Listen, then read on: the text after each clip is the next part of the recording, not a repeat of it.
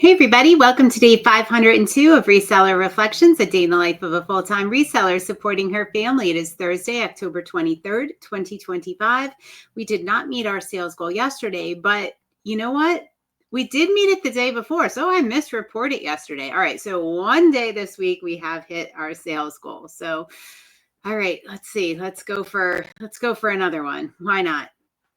All right, sales are still relatively slow, selling a lot of low dollar value items because of some clearance, little experiments I'm running.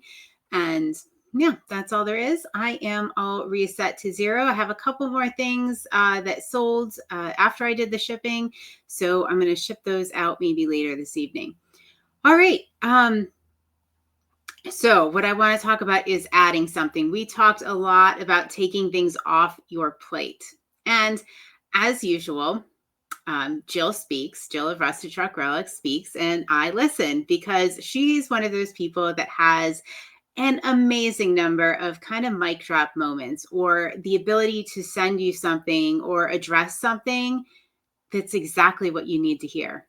And she's super thoughtful about it and just really appreciate it. So she said, you need to listen to this video. I picked up some, tips on breath work and, being overwhelmed and stress. And so I'm going to link up the video. It is at the end of this episode and in the show notes. So I would recommend really going to listen to it. I am going to talk about a couple of different topics in here because I took away something primarily that was probably different than the breath work. That was awesome. But there were so many takeaways from this that were just absolutely amazing. But one of them is the adding something, which I had never even considered. All right, so it's called If You're Feeling Overwhelmed, You Need to Hear This. And it's Mel Robbins' podcast. So what I took away, my main takeaway, and like I said, I'm going to be talking about the 4 main points in this episode probably over the course of the next couple of days. But there's a difference, first of all, like in the beginning of the episode, she addresses the difference between stress and overwhelm, which is really important. We'll get into that. But I'm going to talk specifically about overwhelm because this is the thing that jumped out to me about the episode was that, when you're feeling overwhelmed, generally it is a bunch of outside sources coming in, right? Like we've done the let them theory. It is things that you do not have control over. And one of the primary factors in deciding how overwhelmed you feel or how to diminish that feeling of overwhelm is the ratio of how many things you're doing that you are in control of and how many are external forces being enacted upon you. Your job, a boss that has like a deadline, that really is what contributes to the sense of overwhelm, are things you do not have control over, but you might have to do. You have no control over it. So what the research showed, and of course I'm going to read the research, I haven't yet, but I had to tell you guys this, is that if you increase like the ratio of things you can control and keep the other things the same, right? The things you can't control because you can't control them, right? That's not going to change. But if you add something in your life that you do have control over, that sense of overwhelm will diminish. So you have to add something if you're feeling overwhelmed and you feel like you have no control. You add something that you do have control over. For instance, maybe it's planning a vacation. Maybe it is, I know a lot of people have had success with this in our group, and it is in the 24-hour room. A lot of times they'll do a craft night. That is something you have control over. And I'm not super crafty person. And generally I'm out on the nights that they're doing this. So I haven't participated, but that is something that probably they're doing it without even realizing, right?